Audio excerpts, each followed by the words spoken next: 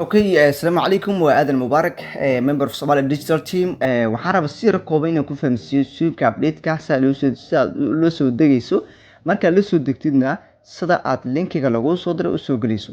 Let's go. Marka hore waxaan tegaynaa Play Store-ka. Play Store markaad tagtid halka waxaad ku qoraysaa Zoom. Zoom markaa qortid oo keliya search baad u diraysaa. Marka u dirtid kadib waxaa ku soo baxayaa install. Halkaa baad taaban doontaa.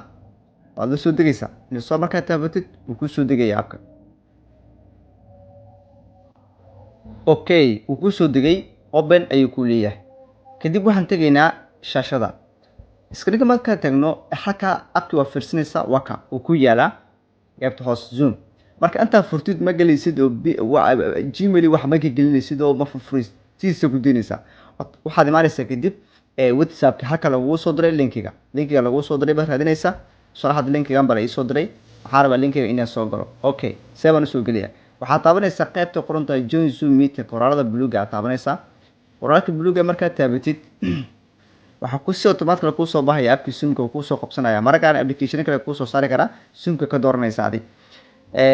hadda si toos ah ii soo geliyay. okay haddaba marka halkan always aan leeyahay kadib waxaan taabanayaa join baan taabanayaa. kadib halkan waxaa ii soo baxay ujeedaa your name magaca gelinaysaa Aadam Mubarak.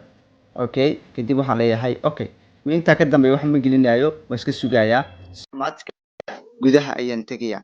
gudaha marka aan tago screen-ka shaashada saa igu soo baxdo haddaba marka codka ayaa lagaa rabaa inaad furtid. meesha ugu muhiimsan waxa weeyaan qoraalkan yara kuu soo baxay wifi or circular data. qoraalkan inaad taabatid baa muhiim ah. qoraalkan markaad taabatid oo aad sii furtid codku kuu furmaya si toos ah barnaamijka codkiisu la soconaysaa.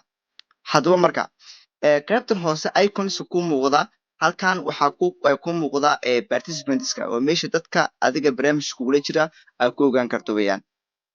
haddaba marka okay waxaa kala samaynaysa marka qaybta chatting-ka fariimaha ku soo qori karto waaye.